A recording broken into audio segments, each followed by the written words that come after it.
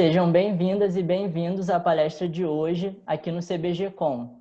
O CBGcom é um projeto de extensão do Departamento de Biblioteconomia da UFRJ que tem o objetivo de apresentar as reflexões e conhecimentos produzidos por seus docentes, discentes e convidados sobre temáticas variadas inerentes ao nosso campo. A presente palestra abordará a relação entre as noções de desinformação e de competência em informação, com ênfase no contexto pandêmico e na ampliação da infodemia. Mariana Zattar, docente do curso de Biblioteconomia e Gestão de Unidades de Informação, é formada em Biblioteconomia, especialista em Gestão Estratégica da Informação, Inteligência Competitiva e mestre e doutora em Ciência da Informação pelo Instituto Brasileiro de Informação em Ciência e Tecnologia, estará apresentando aqui conosco. Então, professora Mariana, você terá 40 minutos para desenvolver a sua fala. É com você. Obrigada, Marcos. É uma alegria estar aqui. Falar a partir da janela, ainda que seja virtual, é uma possibilidade. Isso traz sol para a gente, traz um pouco de calma, de respiro. É um ar que entra, um ar que sai. E é um bom momento para que nós possamos nos encontrar. Eu fico muito feliz com esse convite. Estou muito feliz com essa iniciativa, CBGcom. Já deixo meus parabéns. É uma alegria estar aqui. E aí a ideia hoje é falar sobre desinformação, infodemia e competência em informação. Bom, eu venho trabalhando com a noção de competência em informação. Eu sou eu sou professora da disciplina, sou docente da disciplina de competência em informação atualmente. E aí trabalhamos com essa disciplina no 6º período, como uma disciplina obrigatória, que tratamos sobre os aspectos críticos e éticos relacionados às dinâmicas informacionais. E aí, por isso, também trabalho com essa temática. Além de gostar, esse é o meu tema de pesquisa, interesse e nível de pesquisa e extensão. E aí, para começar, eu já trago a ideia de desinformação. A desinformação, ela é uma informação. A desinformação é uma informação enganosa. E a desinformação é uma informação enganosa feita de modo proposital, ou seja, ela não é acidentalmente enganosa, ela é propositalmente enganosa. A informação, assim como a desinformação, ela depende das pessoas e depende do contexto. A informação, ela não pré-existe, ela não vem da natureza, ela vem das pessoas. As pessoas quem criam informação, as pessoas quem promovem informação, são as pessoas quem disseminam a informação, são as pessoas que compartilham e usam a informação. Então, eu não posso culpar a informação ou não posso só olhar a informação com a perspectiva de objeto. Eu preciso olhar a informação com uma perspectiva social. A informação, ela pressupõe a participação de pessoas ou de comunidades em determinado contexto. No slide seguinte, produção, por favor, nós falamos sobre desinformação e aí os tipos específicos de desinformação.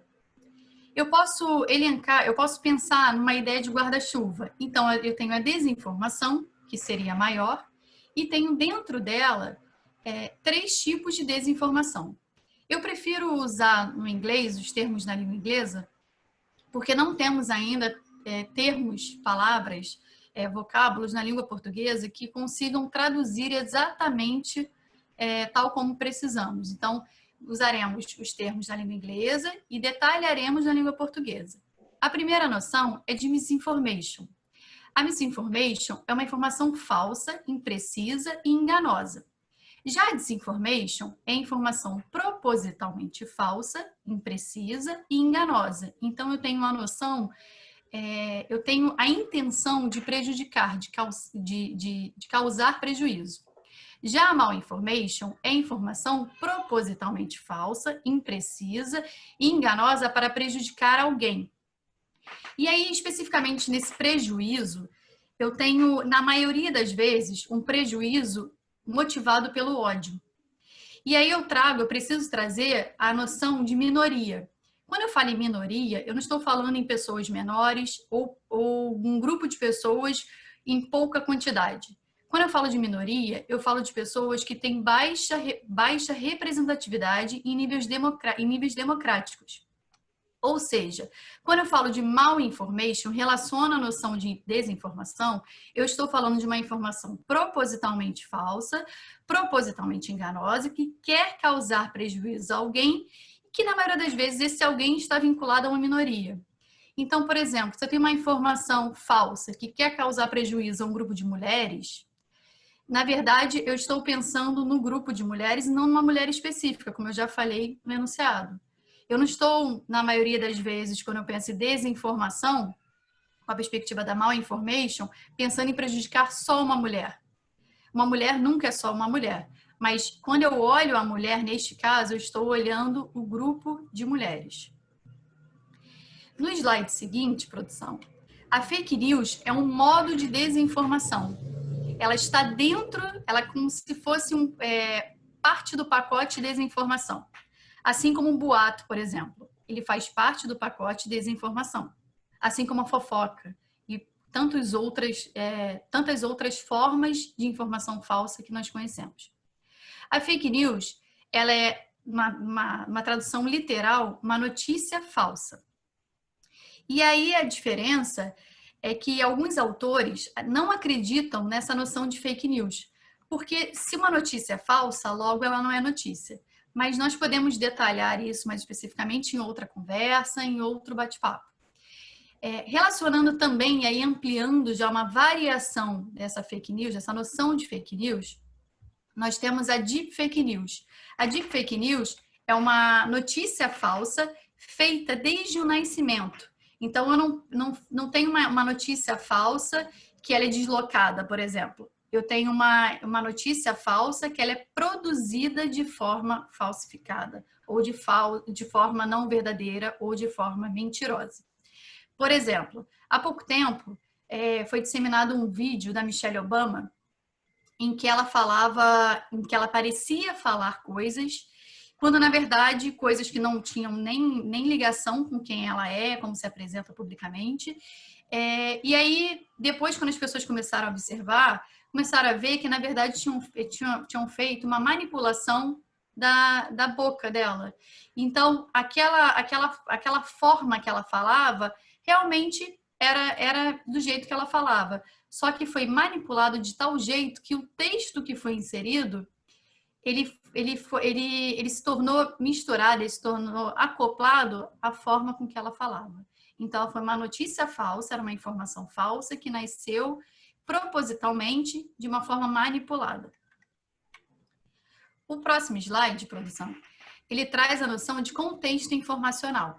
E aí eu gosto de trazer essa noção de contexto informacional porque eu falo tanto das pessoas e nós precisamos entender também o que promove essa noção de desinformação no contexto em que nós vivemos. É claro que existem várias formas de abordar isso, é claro que existem vários tópicos que podem ser detalhados, mas eu trago aqui 5 tópicos para que nós possamos conversar. O primeiro é a noção de desordem informacional ou hiperinformação. Eu não sei vocês, mas eu fico cada vez mais angustiada com a quantidade de informações que eu recebo pelo WhatsApp, pelo Telegram, pelo e-mail e tantas outras formas de comunicação. Então, essa noção de informação, de quantidade de informação a qualquer momento ou em qualquer suporte, ela traz à tona a noção de desordem informacional, porque eu mesma não consigo organizar as informações que eu recebo, ainda que eu escolha somente aquelas que eu vou receber. A outra noção, relacionada ao contexto, é que as pessoas são as principais fontes de informação. Ora, faz todo sentido. Se as pessoas elas criam informação, disseminam, publicam, usam, compartilham informação, as pessoas serão as principais fontes de informação. Quando eu quero procurar uma informação, quando eu quero procurar aprender alguma coisa, eu posso procurar, por exemplo, um livro. Mas quando eu estou procurando um livro, eu estou procurando outra pessoa, ainda que eu considere o livro como um objeto. Este objeto, ele foi criado, pensado por uma outra pessoa. Então, as pessoas são sempre as primeiras fontes de informação. Um outro quesito, um outro ponto relacionado a essa noção de contexto informacional são aquelas das tecnologias de informação e comunicação como facilitadoras. E aí, eu sempre relaciono a uma época da minha vida, quando eu falo sobre isso, que é quando eu era criança e minha mãe falava assim, olha, não acredita em qualquer pessoa. Quem chegar para você e falar alguma coisa, você desconfia, não é assim, você não conhece. E aí, logo depois, ela mesma virou para mim e falava assim, em alguns momentos já virou para mim e falou assim, olha, Mariana, isso aqui está na internet, isso deve ser verdade, isso aqui foi sua tia, sua prima, quem enviou, isso pode ser verdade, isso deve ser verdade. Então, a questão não é a minha mãe ter falado isso ou aquilo. A questão é que a internet, ela traz essa proximidade às outras pessoas, de tal forma que nós tenhamos mais informações das outras pessoas que nós não tínhamos anteriormente. Então, essas tecnologias, elas facilitam, elas são ótimas para a comunicação, elas são ótimas para a informação, mas elas carecem de um cuidado na análise e no uso da informação. A outra noção, nós vamos detalhar mais para frente, é a noção de pós-verdade. A noção de pós-verdade, grosso modo, ela é uma noção que traz à tona a ideia da crença acima da informação. Então, se eu acredito nisso, não importa o que aconteça, eu vou validar, eu vou encontrar informações e dados que validem essa informação. E a outra noção relacionada ao contexto informacional é de desinformação e visibilidade. Uma informação falsa, ela tende a ter 6 vezes mais compartilhamentos do que as informações verdadeiras. E aí tem um termo que é muito usado na internet, que é a ideia de lacrar.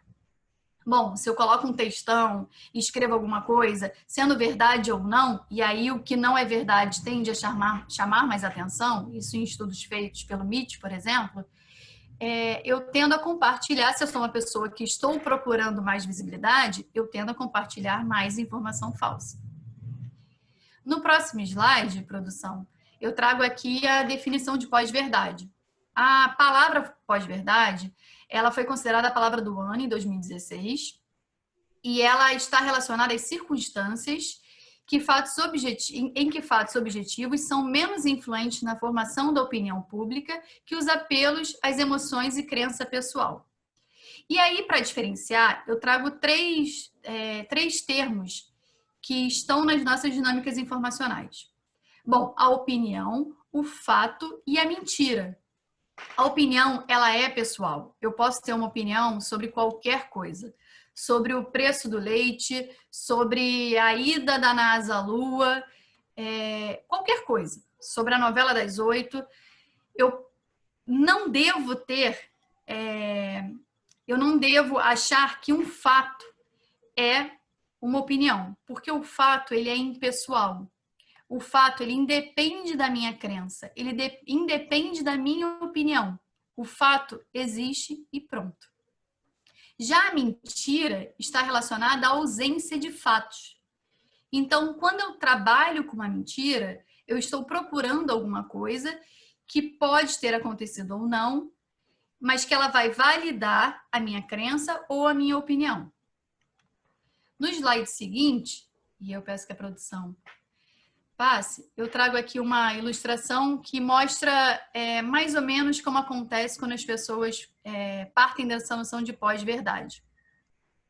E aí, assim, isso também já começa a dialogar um pouco com o que nós falamos de competência em informação e ainda formaliza, ainda fundamenta essa noção de desinformação, que é a que nós estamos falando agora.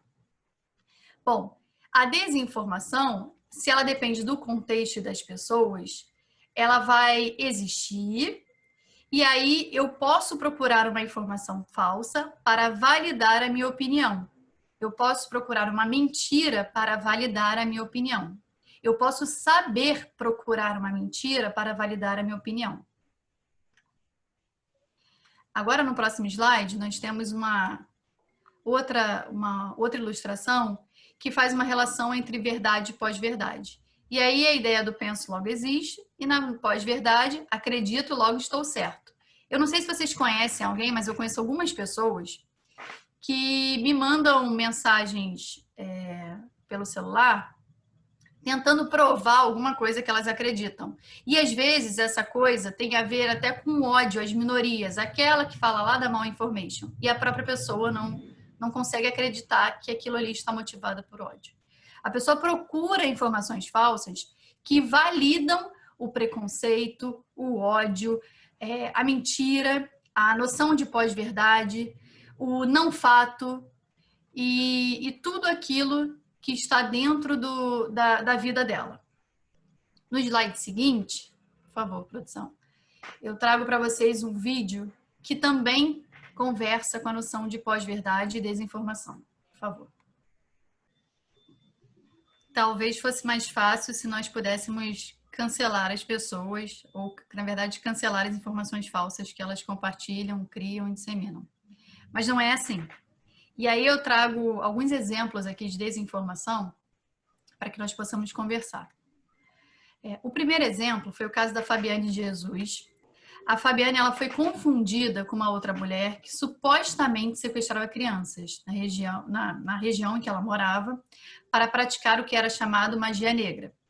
E aí os seus vizinhos associaram a sua pessoa ao retrato falado da pessoa que estava cometendo o crime. E aí resolveram já condenar a Fabiane e aí aplicar a lei que eles achavam que seria correta e espancaram a Fabiane até que ela fosse morta. E aí ela morreu em 2014 e nós podemos associar a morte dela, claro, ao ódio, à injustiça, mas também e principalmente à desinformação.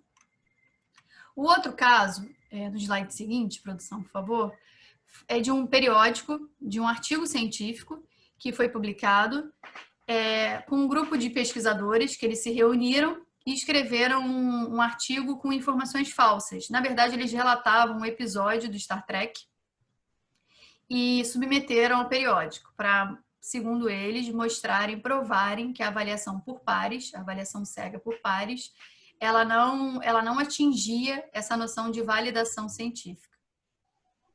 E aí depois eles retornaram ao periódico, informaram e foi tudo resolvido. Mas aqui eu trago esse exemplo de desinformação não como uma bandeira anti-ciência, pelo contrário, a ciência ela é importante, a ciência está na sociedade e a sociedade precisa da ciência. Aqui eu trago uma perspectiva para que nós entendamos que não é qualquer fonte de informação, melhor dizendo, que por si só é confiável. Então, eu preciso sempre entender o que eu quero daquela informação, em qual contexto ela foi escrita, por que ela foi escrita e para quem ela foi escrita, no mínimo. Então, isso vai me ajudar a validar a informação que eu estou procurando. O exemplo seguinte, produção, por favor, é um exemplo de uma pegadinha que foi feita, e aí com muitas aspas, né, chamar isso de pegadinha, que foi feita da seguinte forma. Num escritório de advocacia em São Paulo, existiam os advogados, e aí um estagiário foi questionado sobre um tal de Carlos Bandeirense Mirandópolis. E esse estagiário não sabia quem era o Carlos Bandeirense Mirandópolis. E aí as pessoas começaram a brincar com ele, como é que você não sabe quem é e tudo mais. E começaram a criar informações sobre o Carlos Bandeirense Mirandópolis na internet, para que eles pudessem mostrar para esse estagiário que aquela informação deveria ser da ciência desse estagiário, deveria saber quem era o Carlos Bandeirense Mirandópolis, até porque estava na internet quem era ele. E passou, a informação ficou disponível na internet, e tempos depois foi proferida uma sentença, prolatada uma sentença, do TJ, no TJ do Rio de Janeiro, Tribunal de Justiça do Rio de Janeiro, em que a pessoa que fez a sentença, ela fundamentava a sentença citando Carlos Bandeirense Mirandópolis. Depois foi anulada a sentença, mas nós aqui podemos perceber a dimensão que uma informação falsa pode ter na vida de uma pessoa. E aí, para relacionar, no slide seguinte, eu trago a noção de infodemia. A noção de infodemia, ela, embora seja diretamente relacionada diretamente relacionada à Organização Mundial da Saúde, ela não nasce como termo da Organização Mundial da Saúde. Em 2019, nós estamos em 2020, mas em 2019, um grupo de pesquisadores matemáticos publicou um artigo em que eles faziam uma análise dessa noção de campanha de antivacinação e anticiência e faziam uma análise matemática e traziam a noção de infodemia. Então, embora seja mais usada e esteja sendo usada com todos os créditos de importância à OMS, esse termo ele tem referência, nós podemos ter referência a este artigo publicado em 2019. E aí, de acordo com a OMS, a noção de infodemia ela está relacionada à propagação de informações em volume excessivo, que por suas características essencialmente quantitativas, então quantidade é importante neste caso, podem ter como reflexo a disseminação de informações falsas ou imprecisas que atrapalham o acesso às fontes confiáveis. E aí no slide seguinte, eu detalho um pouco mais.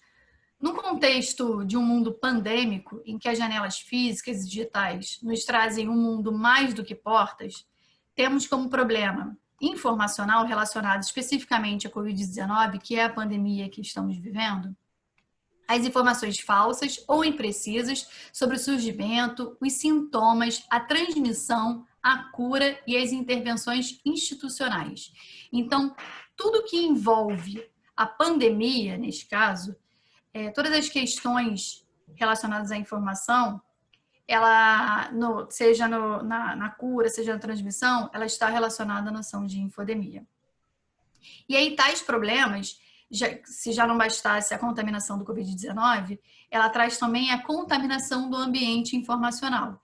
Interferem diretamente na saúde física, mental e emocional dos indivíduos. Eu não sei vocês, mas neste momento da minha vida, vivendo num contexto pandêmico, não me parece um momento que não exista angústia, que não exista questionamento. E eu não estou falando sobre felicidade, eu estou falando sobre a carga emocional e mental que nós estamos sendo submetidos com relação à quantidade de informação, especificamente com relação à quantidade de informação falsa que vem chegando às nossas vidas, às nossas casas. Por favor, próximo slide, produção. E aí eu trago aqui um primeiro exemplo relacionado à desinformação no contexto da infodemia. Bom, eu falei para vocês que tem várias perspectivas relacionadas à pandemia que dialogam com a noção de desinformação e aí também, claro, com a noção de infodemia.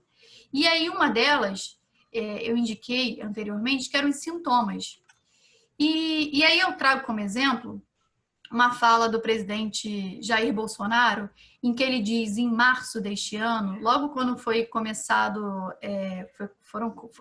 as instituições começaram a falar sobre a pandemia, e aí a própria OMS decretou uma pandemia, logo depois ele deu uma declaração falando que a Covid-19 era uma gripezinha. Ser ou não ser uma gripezinha, talvez não fosse a questão. Mas aquela fala dele, ela estava na contramão da fala de outras instituições, na verdade de instituições, que falavam que não era uma gripezinha, que era necessário um cuidado, que eram necessárias políticas públicas, políticas de saúde relacionada à pandemia. Um outro exemplo, e aí no slide seguinte, eu trago já uma outra parte relacionada àquela compartimentação da infodemia, que é já na questão da cura. O presidente dos Estados Unidos, Donald Trump, ele falou que ele relacionou a cura da Covid-19 à injeção de desinfetante. Então, ele falou, assim como Jair Bolsonaro também fez, ele falou sobre a cloroquina, né? Os dois falaram bastante sobre a cloroquina, assim que nós tivéssemos já evidência científica sobre isso. Mas aqui, especificamente, o Trump, ele incentivou o uso de desinfetante. E aí as pessoas começaram claro, querendo procurar uma cura, ninguém sabia exatamente o que estava acontecendo naquele momento, e começaram a usar o desinfetante. 18 horas depois, somente 18 horas depois, dobrou o número de casos de pessoas que passaram por envenenamento. E aí, especificamente, o uso específico ao uso de desinfetante. Então, a informação falsa relacionada à infodemia nesta pandemia de Covid-19. Agora o próximo slide, por favor.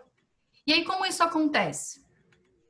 Eu trago para vocês um vídeo no slide seguinte. E aí, relacionando já a noção de competência e informação, que é do slide seguinte, e aí relacionando essa noção de desinformação, infodemia, a manipulação da informação, a manipulação da disseminação, o olhar de visibilidade relacionado à informação, à competência e informação, eu preciso aqui evidenciar primeiro que a competência e informação, ela está relacionada às pessoas, mas jamais poderei considerar que será igualitária uma disputa entre robôs e uma pessoa. Então, essa perspectiva do olhar sobre o olhar da competência e informação, ela requer um olhar individualizado, claro, sempre social, sempre intersubjetivo, mas ela também deve considerar as limitações das pessoas. Bom, a competência e formação, como definição feita a partir das definições da ALA, da American Library Association, ela pode ser vista como as experiências solidárias e coletivas vivenciadas nas dinâmicas informacionais. Para isso, o acesso à informação, a avaliação e o uso devem ser feitos de modo crítico e ético nas comunidades de aprendizagem. E aí o pensamento crítico aqui, ele está relacionado ao fato analisado com base em evidências científicas, evidências jornalísticas, qualquer tipo de evidência, algo que de fato aconteceu quando eu observo a partir da lupa da informação e desinformação. Próximo slide, por favor. E aí eu trago algumas iniciativas relacionadas à desinformação ou à competência em informação ou à competência em informação em nível nacional e internacional, na biblioteconomia e na sociedade como um todo. Temos, por exemplo, a resolução da ALA, em que ela fala sobre desinformação e a manipulação por mídias, isso em 2005, não estamos falando nenhuma novidade, estamos falando sobre questões atuais. Também temos a perspectiva, também feita pela ALA, em que um grupo de bibliotecários foi convocado para que as informações fossem observadas de uma forma precisa, isso em 2017. Também na IFLA foi realizada uma campanha para verificação de fatos e fake news em 2017. No slide seguinte, por favor.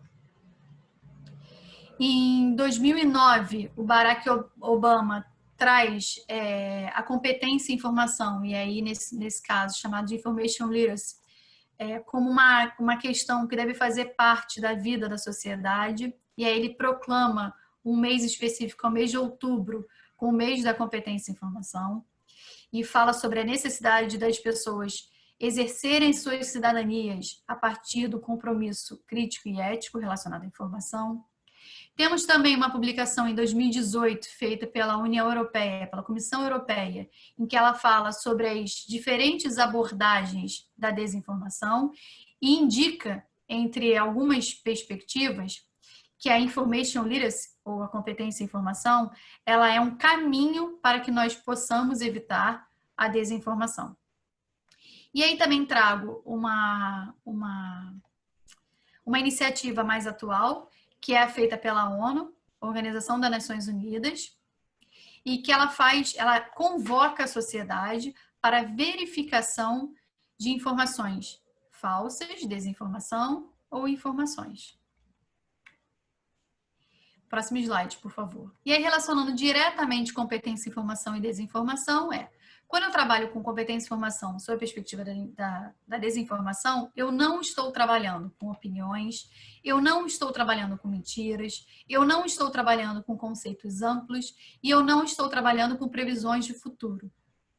O olhar ele é sempre contextualizado, entendendo que as pessoas e o contexto influenciam e são influenciados pela informação ou pela desinformação. Eu trago aqui um vídeo feito pela Unesco, em que eles apresentam a noção de competência em mídia e informação, que neste momento será observado como uma variação desse guarda-chuva competência e informação, em que ela convoca a participação da sociedade também nos comportamentos, nas práticas informacionais, melhor dizendo, críticas e éticas nas dinâmicas informacionais. Bom, sobre competência e informação, e aí com uma perspectiva de participação social, eu já falei anteriormente, mas eu resgato aqui a noção de corresponsabilidade e solidariedade, e aí posso até ampliar para a harmonia. Quando eu entendo que eu sou corresponsável, que eu sou responsável pelas informações, eu estou sendo solidária e eu quero promover a harmonia de tal forma que nenhuma pessoa seja prejudicada pela informação ou pela desinformação. E aí no próximo slide, por favor, produção. Aqui é a noção de corresponsabilidade e solidariedade. E aí a promoção da competência em mídia e informação nas comunidades deve fortalecer o pensamento crítico e ético. No próximo slide, por favor. As ações de competência e informação na desinformação. Temos uma autora chamada Denise Agosto, em que ela fala sobre algumas ações relacionadas à desinformação. A primeira que nós devemos considerar é que a autoridade da informação varia conforme o contexto. Ora, quando eu falo de um presidente, uma informação que um presidente compartilha, ou cria, ou dissemina, ou divulga, eu estou pensando numa autoridade, se eu olho como presidente de um país. Mas se eu entendo que um presidente de um país nem sempre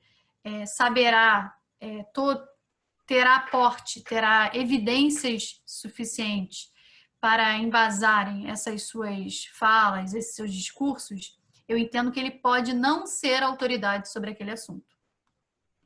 A outra ação é que a informação é criada em processos diferentes. Então, quando eu crio informação, eu posso criar, por exemplo, conversando com uma pessoa, eu posso criar escrevendo.